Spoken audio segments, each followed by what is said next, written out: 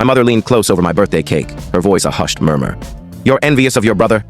I shot back sharp and final. "Then let him cover your expenses," and promptly canceled every utility payment and rent transfer I'd been managing. I'm Matthew, 35, living alone in a tranquil corner of Boulder, Colorado. I work at a modest tech firm, not a glamorous gig, but it keeps my bills paid, and until yesterday, my parents too.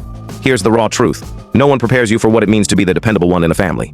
People don't truly value you. They lean on you like a wrench they pull out when something's broken. You're never the favorite.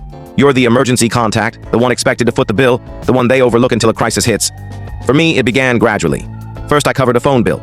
Then I paid a few months' rent so Mom could afford her meds. Soon I was co-signing loans and troubleshooting their Wi-Fi from my apartment, all while juggling a full-time job. But this birthday dinner was supposed to be special. I hadn't seen them in months. I brought a bottle of wine, a gift for Mom, even cleaned up nice to fit whatever family is supposed to look like. My younger brother, Timothy, was already there, as always. He's chronically late on rent, drifts through part-time jobs, yet somehow stars in every family photo. Dad brags about him at church, and there, parked in the driveway, was a shiny new hybrid SUV, a gift from them to Timothy. "You live too far to visit for holidays," Timothy smirked as I walked in. "Guess you'll be alone again." I stayed quiet, biding my time. I sat through the awkward dinner chatter, through the fact that no one acknowledged the Christmas cards I'd sent. I waited until Dad raised his glass, toasting Timothy for always showing up.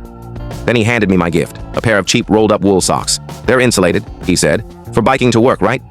It wasn't the socks that stung. It was what they symbolized. I cover half their mortgage.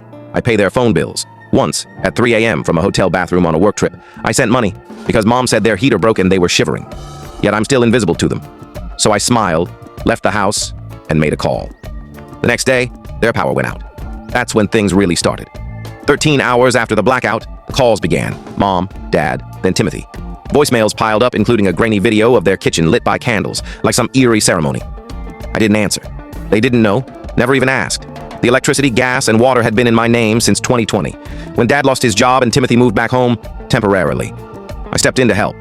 Months became years, and no one questioned when I'd stop, until I did. Once the utility company confirmed the shutoffs, I leaned back in my chair, cracked open a soda, and watched the messages pour in. "You should have warned us. Your mother's freezing, Matthew. Are you really mad over socks?" That last one was Timothy, with a laughing emoji. I saved a screenshot to remember the tone. Then a group chat notification pinged. Mom added me to Family First. "Mom, can we talk like grown-ups?" "Dad, you've made your point." Timothy, "Dude, grow up." I replied, "You're right. This isn't love, it's survival." Then I left the chat for good. Let's be clear.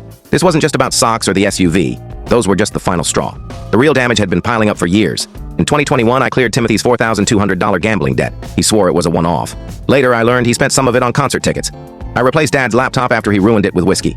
He didn't thank me. I can't tell you the full story in short. To watch the full story, click the related link below.